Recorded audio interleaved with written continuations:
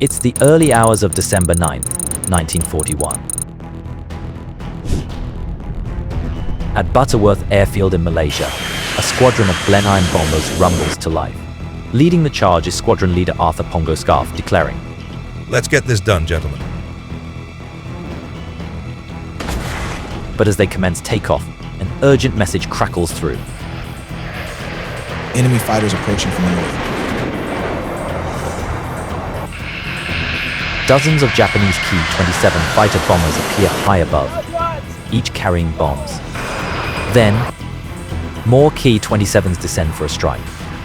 Scarf urgently commands everyone to take to the skies immediately.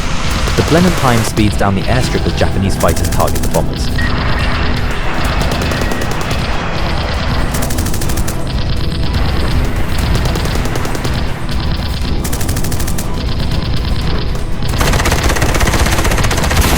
Flight Sergeant Cyril Rich unleashes fire from the bomber's dorsal turret against the incoming enemies. The British aircraft ascends as explosions erupt behind them. The crew watches in disbelief as the Ki-27s decimate the Blenheim still grounded. Bombs and bullets tear through the grounded planes. They desperately hope to see other planes take flight, but the men are disheartened as none of the others manage to escape. The swarm of Japanese fighters shifts its focus towards the lone Blenheim circling the base.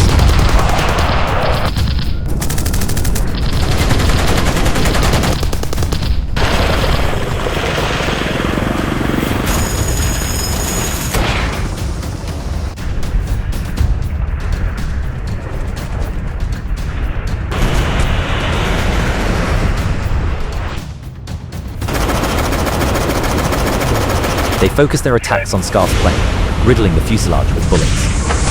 However, the Ki-27s are equipped with only two 7.7mm machine guns, making them as vulnerable as the Blenheim's dorsal turret. The impacts echo through the British bomber, causing minimal damage. The Japanese pilots return to their objective, targeting the burning Blenheims on the ground. Thus, the three crew members aboard the Blenheim are left alone, having witnessed the destruction of their entire squadron. What now, Pongo? We're pressing on with our objective. Navigator Petty Calder and rear gunner Cyril Rich are taken aback by his response, but they trust him. They have a duty to fulfill. Over 100 kilometers later, the isolated bomber ventures into enemy territory in Thailand. Soon a pair of Ki-27 spot them.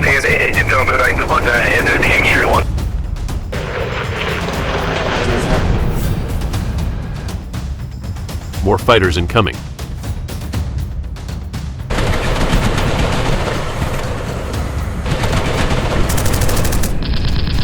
A barrage of gunfire erupts across the Thai skies as the Ki-27s initiate their attack. Watch out. They're coming around again.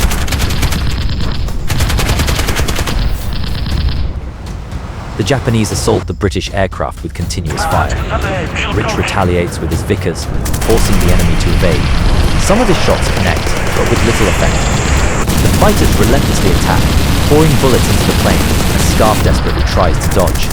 Then, the target appears, Singora Airfield. The Blenheim prepares for the bomb drop, and Calder aligns the bomb sight. Scarf must keep the bomber steady for Calder to aim, making them an easier target for the Japanese fighters still pursuing them. The sound of bullets intensifies as they rip through the plane. The sirens blare on the ground as the Japanese airmen rush to their aircraft, scrambling to intercept the lone British plane. From the Blenheim, Scarf observes the fighters taking off one by one, increasing their numbers. Just a bit more. Through the sight, Calder spots a squadron of Ki-27s parked on the runway. The crosshairs align over the enemy, and Calder releases the bombs. The bombs plummet through the open hatch. Bombs away. Let's get out of here. Scarf immediately turns for home. The bombs strike the parked aircraft, obliterating them with massive explosions. But there is no time to celebrate, as Rich sees a swarm of enemies heading toward them. They're closing in.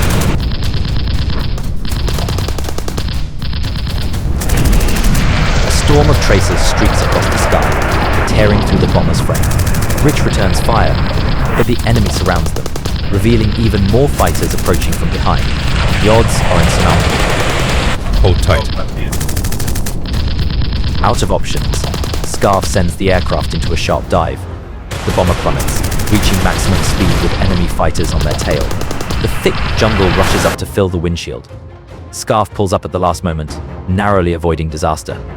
The Ki-27 struggle to keep up in the dive, but soon regain ground, firing from above. Scarf maneuvers erratically, trying to avoid getting hit. He fights the urge to turn too sharply, needing to maintain speed for their escape.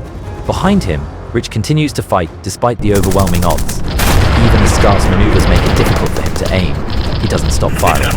His shots strike several aircraft, causing coolant or oil to spew out, forcing them to retreat.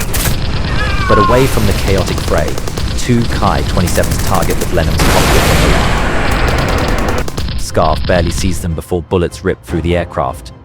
His arm is hit, and he's struck across his back as he tries to take cover. The injuries distract him, and the bomber veers toward the trees.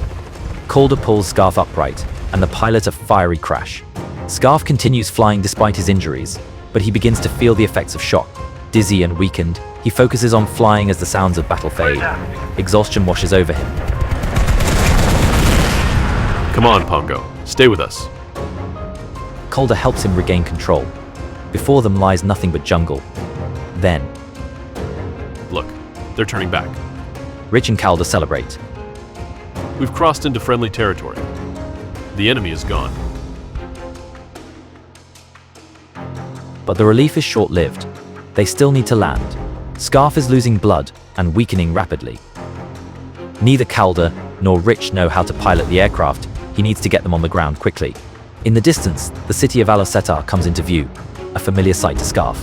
For months, he has been a frequent visitor to the local hospital where Sally Scarf, his pregnant wife, works as a nurse. Brace yourselves. He reduces the throttle as he prepares the damaged plane for landing. His gaze settles on a rice field near the hospital. The Blenheim touches down roughly, sliding across the field until it comes to a stop. Rich and Calder emerge unharmed. They pull out a barely conscious Scarf and call for help. The heroic pilot is rushed into the hospital minutes later. According to letters from his wife Sally, she was involved in her husband's care.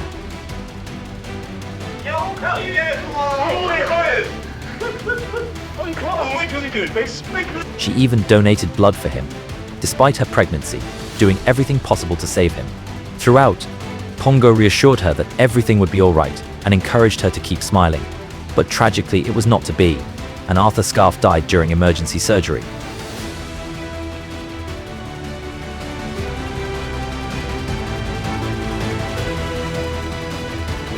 More than 8 decades have passed, yet the name Arthur Pongo Scarf remains etched in the history of the Royal Air Force as a symbol of courage and sacrifice. In the face of overwhelming odds, when his squadron was obliterated before his eyes, he pressed on alone, completing an impossible mission with unwavering determination.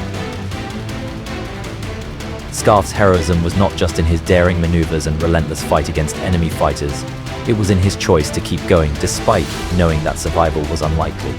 That is the essence of a soldier, a leader, and above all, a man who fought not for glory, but for duty, for his comrades, and for the people he loved. Today, medals may fade, but his legacy stands as a reminder of commitment, perseverance, and the price of true heroism. This is more than a war story, it's a lesson in resilience, selflessness, and the human spirit that transcends generations.